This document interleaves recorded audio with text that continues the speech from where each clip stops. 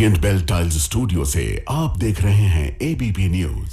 नमस्कार, मैं हूं आपके साथ शीरीन। आप देख रहे हैं न्यूज एट 10। पहले हम बात कर लेते हैं महाविनाश के उस सेकंड की, जिसके जख्म कई साल तक उत्तरकाशी के लोगों को दर्द पहुंचाते रहेंगे। धराली एक खूबसूरत गांव है। दूर दूर से पर्यटक यहां पर घूमने पहुंचते हैं। आज भी सब कुछ सामान्य सा ही था, लेकिन दोपहर के वक्त बादल फटा और उसका मलबा लोगों को निगल गया। जिन पहाड़ों पर सन्नाटा रहता है, वहां चीख पुकार मचने लगी।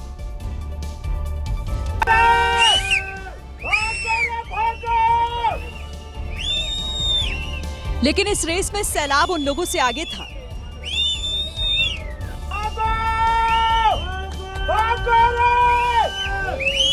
जमीन से कई फीट ऊंचा बहाव पहाड़ को चीरता हुआ इन बिल्डिंग से टकराने लगा।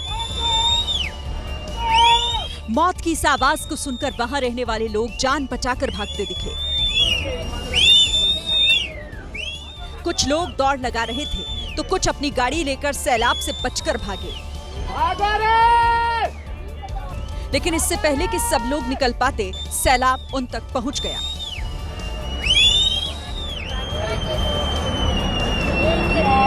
मिट्टी, पेड़, पत्थरों से भरे पानी ने जान बचाकर भाग रहे दर्जनों लोगों को खामोश कर दिया।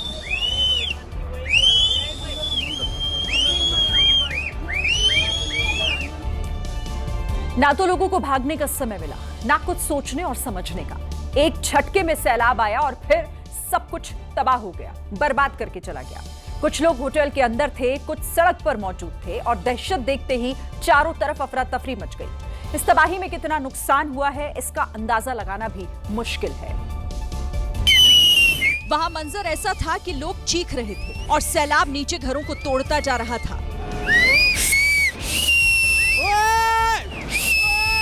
पहाड़ों से बहकर आए सैलाब ने एक एक कर कई लोगों को बेघर कर दिया। घर के अंदर से वीडियो रिकॉर्ड कर रहे लोगों ने अपनी आंखों के सामने मौत का तांडव देखा।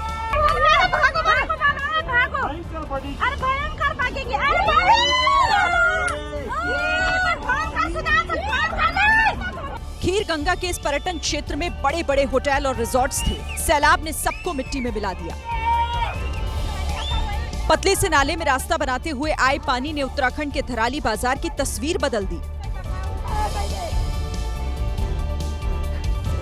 तबाही सिर्फ उत्तरकाशी के धराली में नहीं मची। कुदरत ने इस इलाके में एक साथ 3 जगहों पर अटैक किया। फर्क सिर्फ इतना था कि धराली में सैलाब उस जगह पर बहकर आया जहां पर मकान और होटल बने हुए थे। आपको धराली और फिर उसके आसपास हुई बादल तोड़ मुसीबत की तस्वीरें दिखाते हैं।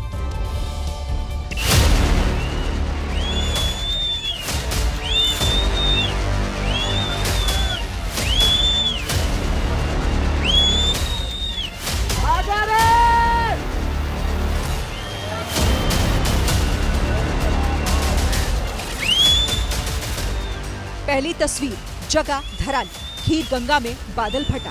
ऐसा लगा कि 30 सेकंड में सब कुछ बर्बाद हो गया। ऐसा लगा मानो पहाड़ के रास्ते में मौत दौड़ती हुई आ रही थी। ऐसा लगा मानो देवभूमि में मलबे की भेस में कोई दैत्य आ गया था।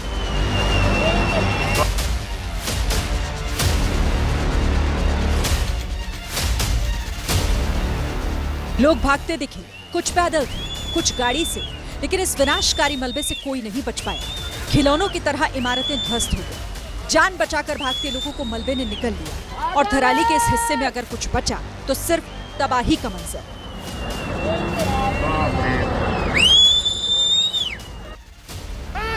लोग चीख रहे थे, चिल्ला रहे थे, सीटियां बजा रहे थे, लेकिन 30 सेकंड में भला कोई इंसान कहां तक दौड़ लगा पाता।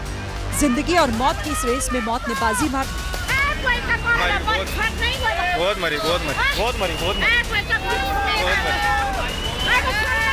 दूसरी तस्वीर, जगह सुखी टॉप, अवना बुग्याल में बादल फटा। बादल सुखी टॉप में भी फटा, तबाही सुखी टॉप में भी आई और डराने वाला मंजर सुखी टॉप में भी था। लेकिन फर्क सिर्फ इतना था कि सुखी टॉप में जिस जगह तबाही मची वहां कोई रिहायशी इलाका नहीं था, लेकिन जिस परिवार ने यह वीडियो बनाया वो दर्द उस परिवार की बातचीत से महसूस करी। सीधा ऊपर आ गया और आ गया ऊपर। अब क्या होगा मम्मी? क्या बहन बड़ा हो गया? ये तो पूरा का रुक गया। अब हम जाते हैं।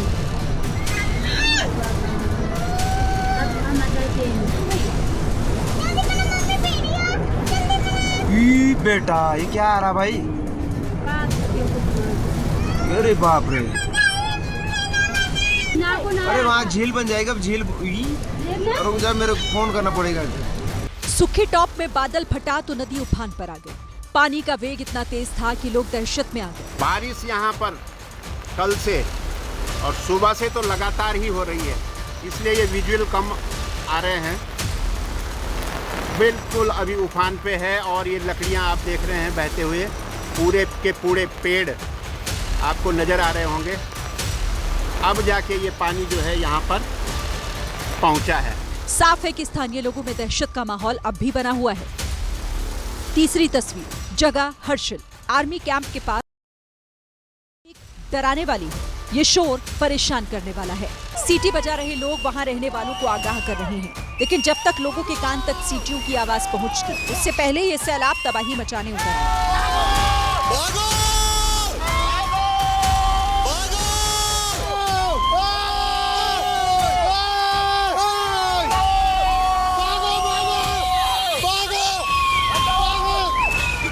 बादल फटने के बाद कुदरत का तांडव हर्षिल में भी वैसा ही नजर आया जैसा सुखी टॉप और धराली में दिखा था। अरे यार बोले यार 5-6 आर्मी वाले बच गए होंगे यार। अबे भाई, हरे राम हरे राम, अरे यार 5-6 वाले बेचारे, हरे राम। पहाड़ों पर जो पेड़ थे उन्हें चीरता हुआ ये सैलाब नदी में आकर गिरा। हालात ये हो गए कि आर्मी कैंप के पास से बहने वाला नाला उफान पर आ गया। कई जवानों के बहने की भी सूचना मिली। ओ भाई, पत्थर कितने बड़े बड़े देखो तो यार, कितने बड़े बड़े फोड़ रहे हो। 10 कुंटल क्या है, हजारों कुंटल के होंगे। तस्वीरें परेशान करने वाली हैं, हालात डराने वाले, और प्रकृति का ये रूप सोचने पर मजबूर कर देता है कि पहाड़ों पर जिंदगी गुजारने वाले लोग भला कैसे रहते होंगे।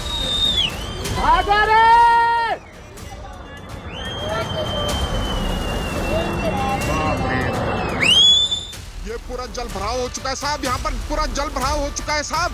ये जो ऊपर हमारा कैंप के आगे, ये आगे वाली नदी भी ब्लॉक हो चुकी है। ये जो भागीरथी नदी है ये ब्लॉक हो चुकी है और यहाँ जो पूरा जल भराव हो रहा है साहब। तुरंत जो भी जिसका भी गांव के या इसका उत्तरकाशी के बीच का जो गांव अभी भी आ ही रहा है, वो जिसका भी अभी भी बहुत भयंकर आवाज आ रही है ऊपर से। यानी एक ही दिन में उत्तरकाशी की 3 जगहों पर कुदरत ने ऐसा अटैक किया कि पूरा देश इन तस्वीरों को देखकर सहम गया।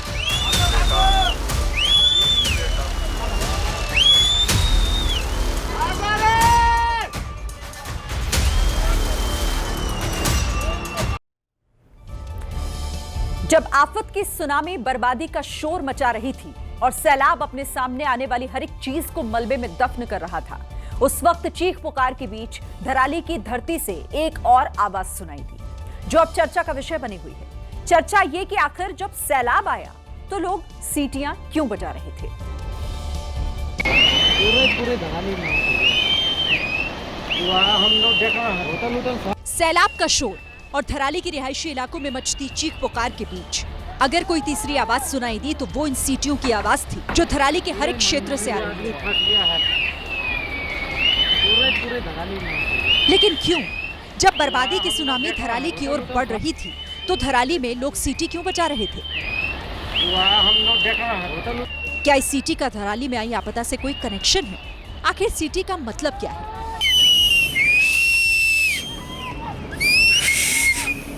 दरअसल पहाड़ हो या फिर समुद्र, हर उस क्षेत्र में जहां आपदा की संभावना हो वहां लोगों को अलर्ट करने के लिए सीटी बजाई जाती है, ताकि सीटी बजते लोग अलर्ट हो जाएं और आपदा के हिट करने से पहले ही सुरक्षित स्थानों पर चले जाएं।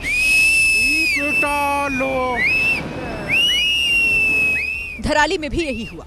अगर आप धराली में आपदा की तस्वीरों को शुरुआत से देखेंगे तो साफ पता चलता है कि आफत की सुनामी जब धराली से दूर ही थी, धराली की धरती से सीटियों की आवाज आनी शुरू हो गई थी। अगर गौर करेंगे तो जैसे ही सीटी बजना शुरू हुई, लोगों ने भागना शुरू कर दिया। तस्वीरों में कई लोग सैलाब के धराली को हिट करने से पहले ही भागते दिखे। ये सब सिर्फ सीटियों की आवाज की वजह से हो पाया। सीटियों की आवाजें आपदा के गुजरने के बाद तक आती रही, ताकि सुरक्षित बच गए लोगों को अलर्ट किया जा सके। हालांकि इसके बावजूद तमाम लोग खुद को सुरक्षित नहीं कर पाए। इसीलिए नहीं कि उन्हें सीटी की आवाज नहीं सुनाई दी, बल्कि शायद इसीलिए क्योंकि सब कुछ इतनी तेजी से हुआ कि उन्हें संभलने का मौका तक नहीं मिला और वो सैलाब की चपेट में आ गए।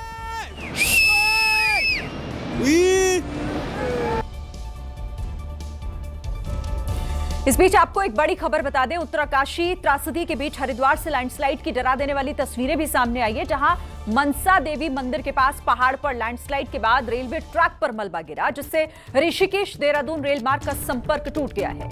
इस रूट पर कई ट्रेनें प्रभावित हुई हैं। तो बड़ी खबर, इस त्रासदी का असर रेलवे ट्रैक पर भी पड़ा है। पहाड़ से रेलवे ट्रैक पर मलबा गिरा, ऋषिकेश देहरादून का रेल संपर्क टूट गया है। इस वक्त की ये बड़ी खबर, जिस वजह से कई ट्रेनें प्रभावित हुई। मनसा देवी मंदिर के पास लैंडस्लाइड हुआ, तस्वीरें आपके सामने हैं। किस तरीके से पहाड़ के ऊपर से मलबा गिरता हुआ साफ दिखाई दे रहा है। नीचे दुकानें हैं यहां पर, और उसी बीच रेलवे ट्रैक जो है, इसके ऊपर मलबा गिरने से कई ट्रेनें और उनका रूट प्रभावित हुआ है।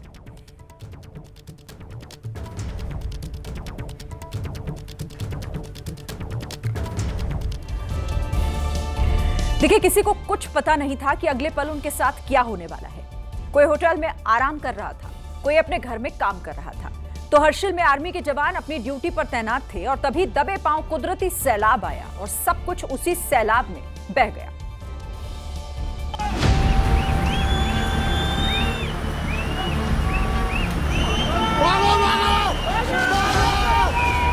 ये तबाही के बाद की तस्वीर थी। सैलाब का तांडव शांत हो चुका था। जहां मकान थे वहां मलबे का ढेर जमा था और इसी ढेर में कुछ लाशें दफन थी, तो कुछ लोग जिंदा बचकर भागते हुए दिखाई दी। इस शख्स को देखिए, ऐसा लग रहा था कि मौत इसे छूकर निकल गई। अरे भाग भाग, तो वायरस से की व्यवस्था करो यार, भाग भाग भाग, अरे इसको भी खींचो यार, फंस गया वहाँ। दहशत से भर देने वाला ये मंजर जिसने भी देखा उसका दिल सहम गया। ऐसे बहुत कम लोग ही थे जो मौत को मात देकर बाहर निकल आए, और इसके लिए भी उन्होंने कम संघर्ष नहीं किया। जिन लोगों ने इस मंजर को अपनी आंखों से देखा वो शायद ही कभी इसे भुला पाए। बहुत ही ज्यादा भी जो की परिस्थिति हो गई है, आप देख सकते हैं। पूरा जो ये गांव है, पता भी नहीं चल रहा। हमारा मार्केट था, ये पूरा बर्बाद हो गया। यहाँ पे हमारा कल्प केदार मंदिर, इधर सारा पता ही नहीं चल रहा है कि यहाँ पे कब मार्केट भी था। यहाँ पे आप देख सकते हो, बहुत ही बुरी।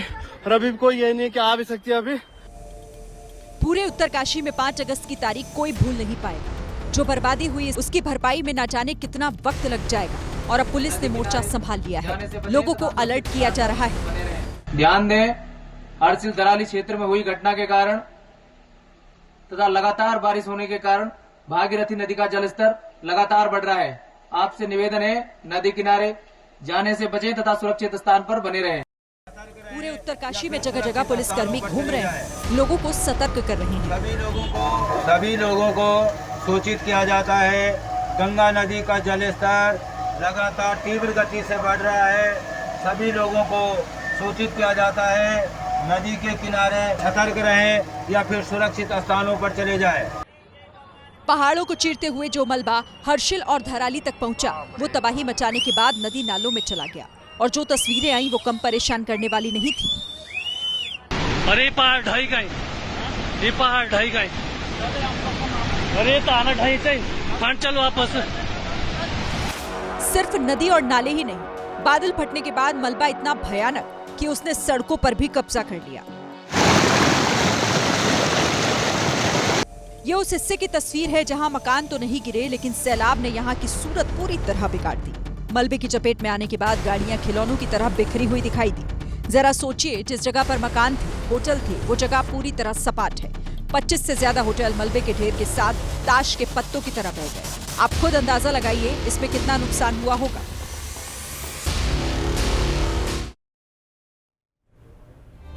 उत्तरकाशी त्रासदी के बाद राहत और बचाव कार्य जारी है। अब तक का अपडेट आपको दे दें, अब तक 130 से ज्यादा लोगों को बचाया जा चुका है। अभी भी कई लोगों के फंसे होने की आशंका है। एनडीआरएफ, एसडीआरएफ रेस्क्यू ऑपरेशन में जुटी हुई है। तो इस वक्त की ये बड़ी खबर राहत बचाव कार्य से जुड़ी हुई, जो युद्ध स्तर पर यहां चलाया जा रहा है।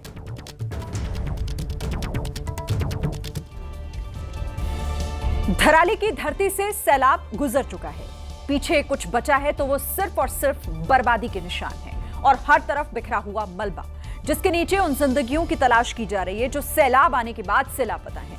आर्मी, आईटीबीपी, एसडीआरएफ, एनडीआरएफ कई टीमें युद्ध स्तर पर रेस्क्यू ऑपरेशन चला रही हैं। जानकारी के मुताबिक अब तक 130 लोगों को रेस्क्यू किया गया है, लेकिन तलाश अब भी जारी है।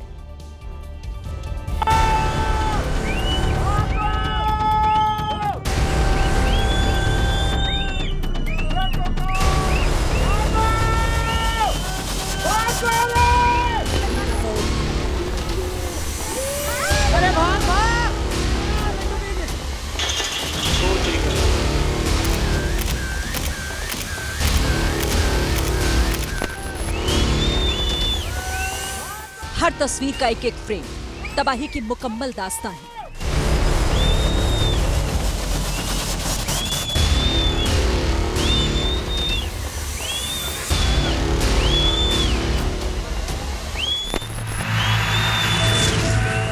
पहाड़ के सीने पर आसमान से उतरी तबाही अपने साथ कितनों को बहा ले गई, कितने घरों को फना कर गई और कौन मलबे में दफन हो गया, अभी कुछ पता नहीं।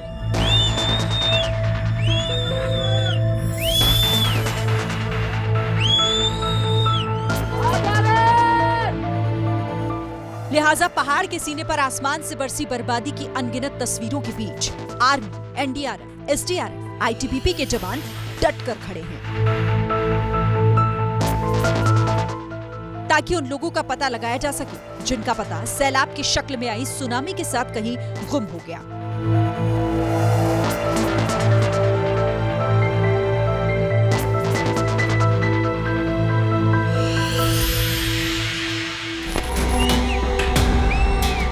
उत्तरकाशी के धराली गांव में मुसीबत का सैलाब आया तो महज 10 मिनट के अंदर हर्षिल कैंप में तैनात सेना के करीब 100 जवान धराली पहुंच गए। करीब करीब 2 हिस्सों में बंट चुका धराली गांव, जहां आफत के गुजरने के बाद सिर्फ मलबे के ढेर जमा है, वहां जिंदगी की तलाश शुरू हुई। एक युवक जो मलबे में फंसा हुआ था, उसे सेना के जवानों ने बाहर निकाला और अब तक मिली जानकारी के मुताबिक सेना के जवानों ने 20 लोगों को सुरक्षित बाहर निकाल लिया। मुश्किल हालातों के बावजूद भी तकरीबन अभी तक 20 लोगों को रेस्क्यू कर लिया गया है और ये कोशिश है कि जितने लोग वहाँ पे अभी मिसिंग हैं या नहीं मिल पा रहे हैं उनको सेफली जल्दी से जल्दी रेस्क्यू कर लिया जाए। सारे आईपेक्स ब्रिगेड के सीनियर अधिकारी वहाँ पहुँच चुके हैं और रेस्क्यू एंड रिलीफ ऑपरेशन को पर्सनली मॉनिटर कर रहे हैं। Indian army column being the closest in Harsil camp was the first to respond and reach the location within 10 minutes of the incident.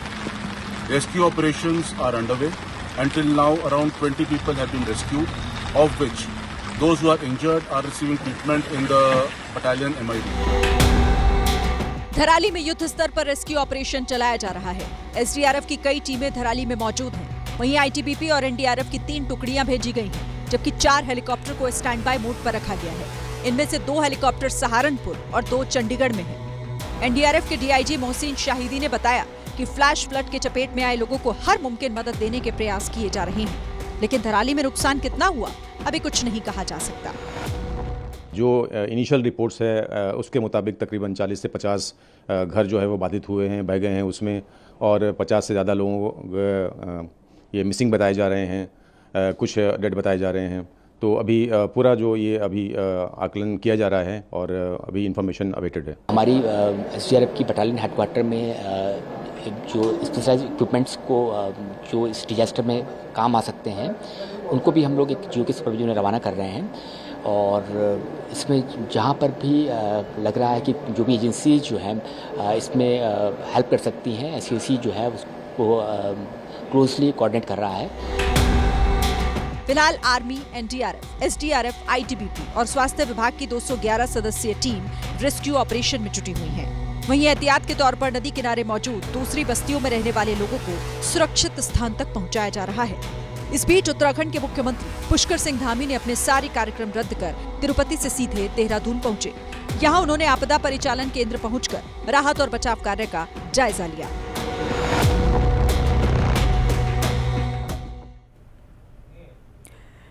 Uttarakhand जैसी ही तबाही हिमाचल प्रदेश के मंडी में देखने को मिली। मंडी में एक बार फिर तबाही वाली बूंदाबांदी हुई। इतना पानी बरसा कि पहाड़ों में बहने वाली छोटी नदियां खतरनाक हो गई। फिलहाल लोगों के घरों के ठीक बगल से जानलेवा सैलाब बह रहा है। इस खतरनाक सैलाब के सबसे करीब रहने वाले लोग बस ये मना रहे हैं कि पानी उनके घर के अंदर ना आ जाए। पंडोह के इस जियोनी खड्ड के किनारे जितने घर हैं उन घरों में घुसने को ये बेताब नजर आ रही है जियोनी खड्ड जो है, क्योंकि इसका पानी लगातार बढ़ रहा है। व्यास नदी में जाकर मिलने वाली सहायक नदी जूनी खड्ड का ये पानी मंडी जिले में तबाही लाने की ताकत रखता है।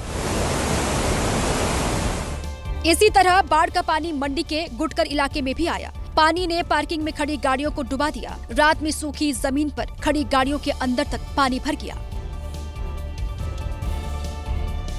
पहाड़ों में जैसे ही बारिश ज्यादा हुई वैसे ही भूस्खलन होने लगते हैं। अभी भी यही हो रहा है। लगातार बारिश के बाद पहाड़ की सड़कें चलने लायक नहीं बची। और अब हालात ये है कि लैंडस्लाइड के बाद लकड़ियों के सहारे गाड़ियों को निकालना पड़ा। पहाड़ दरकने के बाद पेड़, मिट्टी, पत्थर रास्ते में आए तो लोगों ने उसी के ऊपर से गाड़ी निकाल ली। चंबा के भरमौर से भी लैंडस्लाइड का वीडियो आया है। इस पहाड़ के गिरने से 1 दर्जन से ज्यादा गांव देशवासियों के पहुंच से दूर हो गए। ऐसे ही एक गांव में जब एक महिला बीमार हुई तो गांव के युवाओं ने कीचड़ से भरे रास्ते से उसे पार कराया। वीडियो में एक साथ 5 लड़के इस बीमार महिला को रास्ता पार कराते दिखे। बारिश के सीजन में मैदानी राज्यों में रहने वाला समझदार व्यक्ति पहाड़ों की तरफ जाने से बचेगा, लेकिन फिर भी अगर कोई जाता है तो हमारी अपील होगी कि थोड़ा सा एक्स्ट्रा केयरफुल रहिएगा, क्योंकि आज भी हिमाचल, उत्तराखंड के टूरिस्ट स्पॉट्स की तरफ जाने वाले रास्तों पर भूस्खलन हुआ है।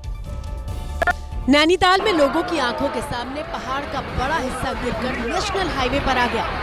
महिलाएं, बच्चों से भरी गाड़ियां कुछ दूर पर खड़ी रही। थोड़ी देर के अंदर ही पहाड़ गिरा और रास्ता बंद हो गया।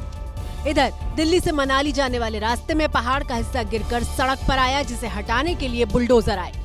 मंडी में इस वक्त हम हैं। मंडी कुल्लू जो है, दरअसल चंडीगढ़ मनाली नेशनल हाईवे जो है उसका ये हिस्सा है। कितना बड़ा ये लैंडस्लाइड हुआ है। लैंडस्लाइड के बाद चंडीगढ़ मनाली नेशनल हाईवे बंद हुआ।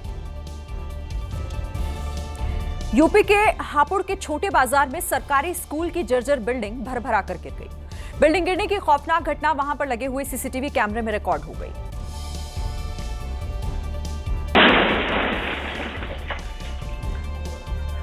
केवल 5 सेकंड में ही प्राइमरी स्कूल की पूरी बिल्डिंग ढह गई। वहां से एक बुजुर्ग महिला निकल रही थी जो मलबे की चपेट में आते आते बची। अगर महिला कुछ सेकंड बाद निकलती तो यह हादसा दर्दनाक हो सकता था। बिल्डिंग गिरी तो इतनी जोरदार आवाज हुई कि लोग अपने घरों से बाहर निकल आए। कुछ लोग तो राहत बचाव के लिए भी दौड़े। हादसे के बाद इलाके में अफरा तफरी का माहौल बन गया। आरोप है कि बिल्डिंग काफी समय से जर्जर थी, लेकिन प्रशासन ने इसे ध्वस्त नहीं किया। इधर यूपी के मुरादाबाद में महिला के साथ छेड़खानी करने वाले आरोपी को मुठभेड़ के बाद पुलिस ने गिरफ्तार कर लिया।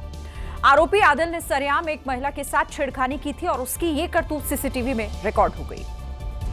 सीसीटीवी फुटेज के आधार पर पुलिस ने आरोपी की तलाश शुरू कर दी। इस दौरान पुलिस की आरोपी से मुठभेड़ हो गई, जिसमें गोली लगने से आरोपी घायल हो गया। जौहरी कार्रवाई उसमें घायल हुआ है और उसको हम लोग तत्काल हॉस्पिटल शिफ्ट किया। स्ट्रेचर पर लेटा आरोपी बेहोशी की हालत में भी पुलिस से माफी मांगता नजर आया।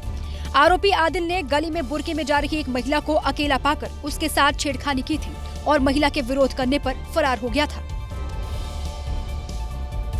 मध्य प्रदेश के हरदा में उस समय सनसनी फैल गई जब 2 गाड़ियों से आए कुछ लोगों ने दिन दहाड़े एक जोड़े को अगवा कर लिया। सरेआम हुए अपहरण का वीडियो सामने आया,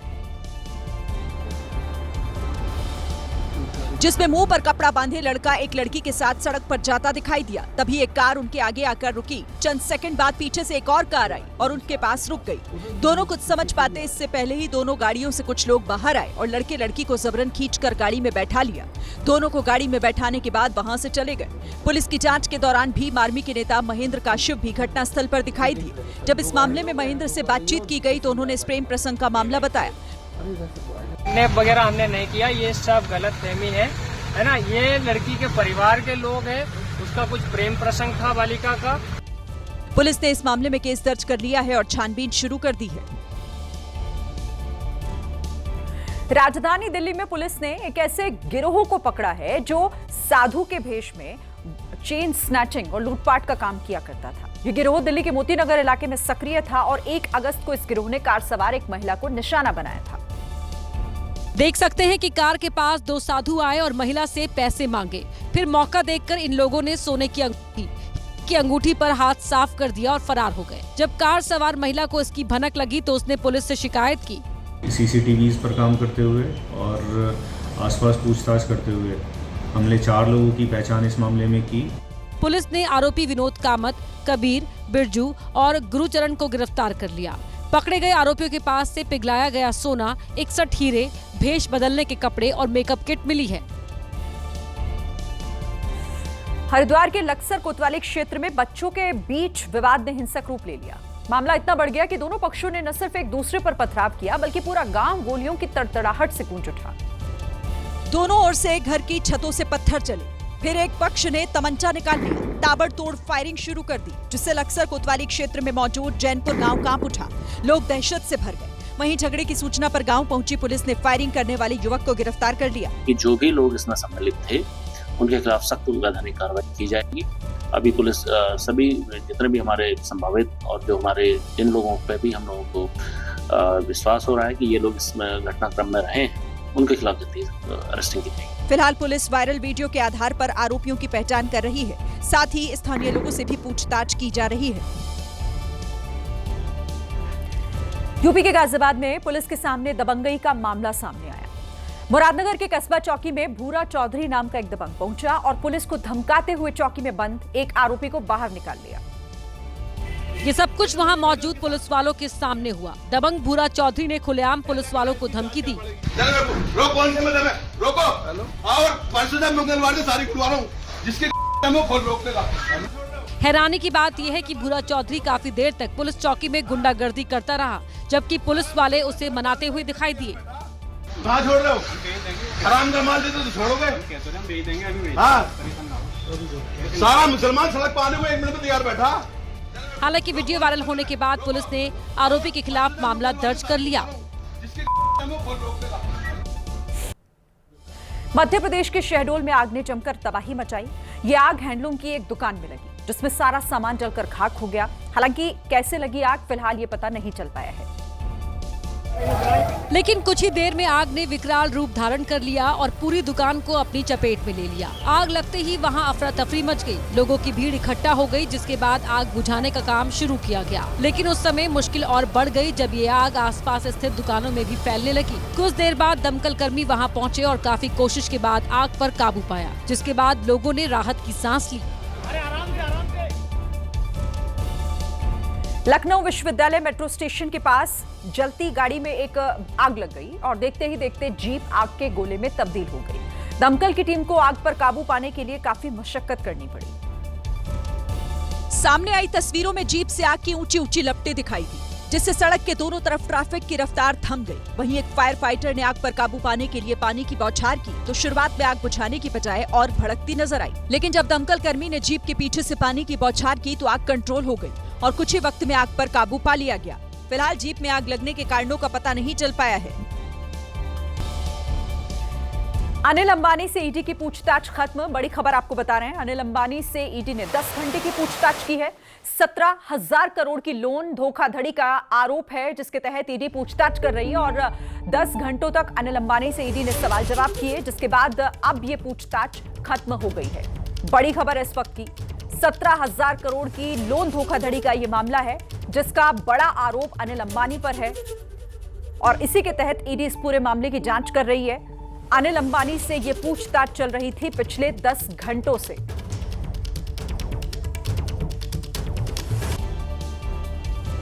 दिल्ली के चिड़ियाघर में उस समय खुशियों की लहर दौड़ गई जब बाघिन अदिति ने एक साथ 6 शावकों को जन्म दिया। चिड़ियाघर के इतिहास में पिछले 20 सालों में यह पहला मौका है जब एक ही दिन में इतने सारे शावकों का जन्म हुआ है, जिनकी तस्वीरें भी सामने आई। इन तस्वीरों में सभी शावक एक बेड़े में अपनी मां के पास दिखाई दिए। चिड़ियाघर प्रशासन के मुताबिक सभी शावक स्वस्थ हैं। फिलहाल बाघिन अदिति और उसके नवजात शावकों पर सीसीटीवी कैमरों के जरिए 24 घंटे निगरानी रखी जा रही है। खास बात यह है कि खुशखबरी ग्लोबल टाइगर डे सप्ताह के दौरान आई, जिससे इसका महत्व और भी बढ़ गया है।